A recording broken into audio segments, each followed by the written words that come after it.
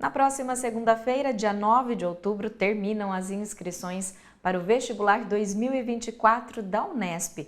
É por esse motivo que eu agradeço a participação remota aqui com a gente do professor Renato Diniz, que é superintendente acadêmico da Fundação VUNESP. Muito obrigada por aceitar o nosso convite, professor. Eu é que agradeço pela oportunidade de poder falar com vocês a respeito do vestibular da Unesp da edição 2024. Professor, diante do total de vagas ofertadas neste ano, eu gostaria que o senhor começasse explicando para a gente como que elas estão divididas a partir do sistema de reserva de vagas da universidade. Bom, desde 2018, né, que nós temos já instituído, quer dizer, os 50% das vagas, do total de vagas destinadas, né, no vestibular da Unesp, 50% delas são reservadas para o que nós chamamos de sistema de reserva de vagas da educação básica pública, e os outros 50%, então, para o sistema universal. Então, nós temos dois sistemas de inscrição para o vestibular da Unesp, em que 50% das vagas ficam. Nós temos esse ano ofertadas 6.596 vagas, e então 50% delas estão destinadas ao sistema universal e os outros 50% ao sistema de reserva de vagas para a educação básica pública. E, professor, dentro desses 50% que estão reservados, também há uma divisão para candidatos pretos, pardos e indígenas. Como é essa divisão? Perfeito. Do total, né, desses 50%, nós temos também 35% desse total destinado a alunos que sejam, né, provenientes da educação básica pública, mas que se autodeclarem pretos, pardos ou indígenas. E no caso da autodeclaração, professor, acho que é importante a gente explicar para os candidatos. Existe uma etapa de averiguação dessa autodeclaração. Em que momento do processo seletivo ela ocorre? Os candidatos, né, é importante a gente destacar isso, né, porque eu acho que essa sistemática, né, essa reserva de vagas é uma política pública e ela, então, deve ser feita, né, e realizada com muita consciência pelos alunos. Quer dizer, o aluno no ato de inscrição no vestibular, né, preenchendo o formulário de inscrição, ele poderá optar por participar do sistema de reserva de vagas e se autodeclarar. Então ele vai entregar um documento assinado por ele, onde ele vai se autodeclarar preto ou pardo. E aí ele passa, então, a concorrer por essas vagas. Mas daí o processo de averiguação, porque a universidade, então, ela faz um processo de averiguação de todos os alunos que sejam aprovados e convocados para matrícula. No ato da matrícula, o aluno vai entregar uma documentação e ele vai, então, a partir da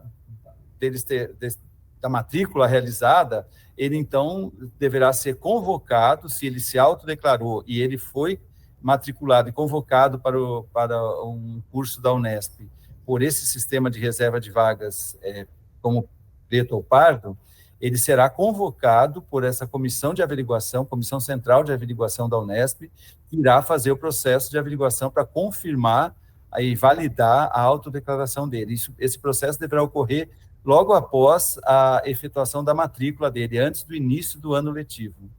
E ainda falando dos estudantes das escolas públicas, há uma novidade neste ano, que é uma segunda opção de ingresso por meio do Provão Paulista. Como vai ocorrer essa seleção, professor? Bom, essa seleção, de fato, esse ano tem essa novidade, foi uma iniciativa da Secretaria de Educação do Estado de São Paulo, que apresentou essa proposta para as universidades públicas do Estado de São Paulo, e 5 delas aderiram, né? A Unesp, a USP, a Unicamp, a Univesp e a FATEC. E eles, então, faremos o que ser, e esse processo, né, será um vestibular, será uma prova que será realizada nos 3 anos, será para os alunos, então, né, especificamente alunos das escolas públicas. Eles farão, os alunos do 3º ano, como nós estamos iniciando este ano, né, 2024 é o primeiro ano de aplicação do Provão Paulista, os alunos que estão atualmente cursando o terceiro ano, eles farão uma prova em que esta prova será utilizada para classificá-los para concorrerem às vagas disponibilizadas pelas universidades para esse processo.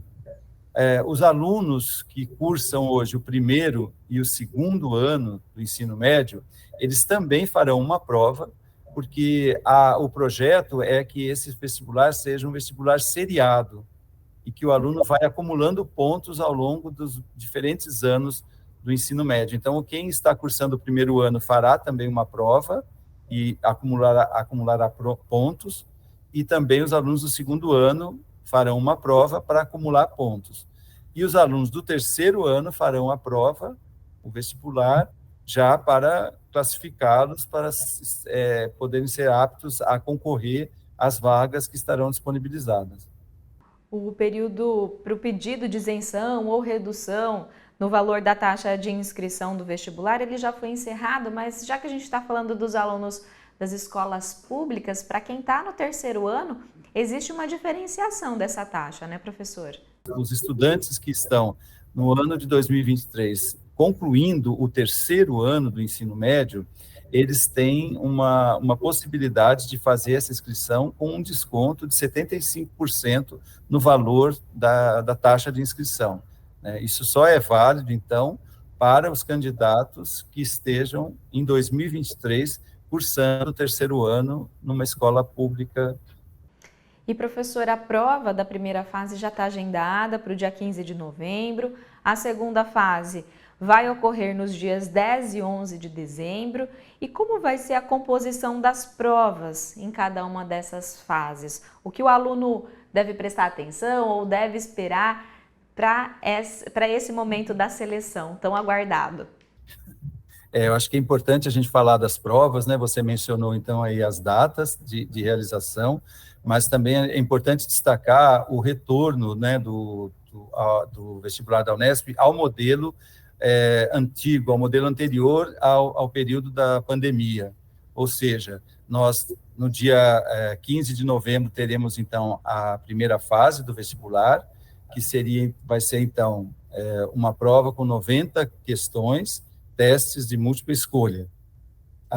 E nos dias 10 e 11 de dezembro, a segunda fase, que nós, então, retornamos ao modelo com as questões discursivas e a redação. E 2 dias também, né, como mencionado já, 2 dias de realização. No primeiro dia, 24 questões discursivas, e no segundo dia, 12 questões discursivas mais a redação. Para alguns cursos, professor, tem ainda uma prova de habilidades, que ocorre entre essas duas fases, né? Perfeito, é isso mesmo. Nós temos um período, cursos, particularmente cursos da FAAC de Bauru e do Instituto de Artes de São Paulo, que tem esta terceira prova, né, que nós chamamos de prova de habilidades, e aí elas têm, né, eu acho que no manual do candidato, os candidatos poderão observar corretamente, porque são muitas as datas, né, mas de fato é isso mesmo, entre a primeira e a segunda fase, para os candidatos que concorrerão a esses cursos, eles deverão fazer essa prova de habilidades, que é uma terceira prova, no caso desses cursos específicos. Depois de toda essa seleção, o momento mais aguardado é a divulgação dos resultados, que ocorre em 31 de janeiro de 2024. E aí começam as chamadas, né, para as matrículas. São 10 no total e ainda tem a inclusão da segunda opção de curso, o preenchimento de vagas remanescentes pelo Enem. São várias as possibilidades, então, para que os alunos ingressem na Unesp. Eu gostaria que o senhor explicasse um pouquinho essa característica das chamadas. Nós temos a primeira chamada. Nessa primeira chamada, então, nós temos a divulgação da lista dos candidatos classificados e já uma primeira convocação dos candidatos que são convocados à matrícula. Então, já na primeira lista, os candidatos, eles sabem se eles foram classificados, né, e qual é a posição que ele ficou na classificação. Mas alguns desses alunos que são convocados os primeiros, né, classificados é que são convocados. E aí nós vamos, à medida que essas novas chamadas vão ocorrendo, é porque elas vão convocando, então, o candidato que já está classificado, né, na lista, e que, então, vai ser convocado, poderá ser convocado, porque teve uma vaga disponível, porque algum candidato que eventualmente tenha sido convocado na primeira chamada e não efetuou a matrícula, então a gente vai fazendo essas novas chamadas para preenchimento das vagas. Então, a lista de classificação vai correndo. E aí, então, por isso que nós temos essas outras chamadas para ir convocando para a matrícula os candidatos pela lista de classificação. É importante isso que você mencionou, porque é uma novidade esse ano que nós vamos ter, que é a segunda opção. Então, logo depois da segunda chamada, no mesmo período de convocação de candidatos para a segunda chamada, abrirá, então, o período para a apresentação de uma segunda opção. Ou seja, apenas para os candidatos que estejam classificados no curso que ele se inscreveu originalmente, e que ele perceba que, de repente, a classificação dele está muito distante, ou vai ser muito difícil que ele seja convocado para matrícula no curso que ele se candidatou originalmente, ele poderá, né, mediante uma lista que será divulgada, ele poderá se optar também por uma segunda possibilidade de curso, uma segunda opção de curso, né? Ele, ao fazer isso, ele vai passar a concorrer para esse curso, mas ele continua ainda concorrendo no curso da primeira opção que ele fez. Então, ele terá a possibilidade de concorrer aí a duas opções. Em relação ao preenchimento de vagas pelo Enem, professor, como vai funcionar? Essa também é importante destacar, porque é uma outra oportunidade que os candidatos poderão ter. Esta vale para todos os candidatos, né? Por volta da 8ª chamada, né, no calendário do vestibular da Unesp, há essa possibilidade, né? Será lançado um edital, futuramente um edital específico para normatizar esse processo, mas os candidatos, então, eles saberão as vagas remanescentes ainda disponíveis decorrentes do vestibular da Unesp, e aí eles poderão se inscrever nas vagas que eles tenham interesse, e eles concorrerão a essas vagas não mais pela nota do vestibular deles, mas pela nota que eles têm no Enem. Então, eles concorrem a partir da pontuação do Enem que eles obtiveram no Enem de 2023. E, professora, a gente falou um pouquinho dos alunos das escolas públicas. Agora, para os alunos do ensino privado, que estão ainda lá no primeiro, segundo ano do ensino médio e gostariam de fazer a prova como treineiros, como que funciona esse processo para esses alunos? Perfeito.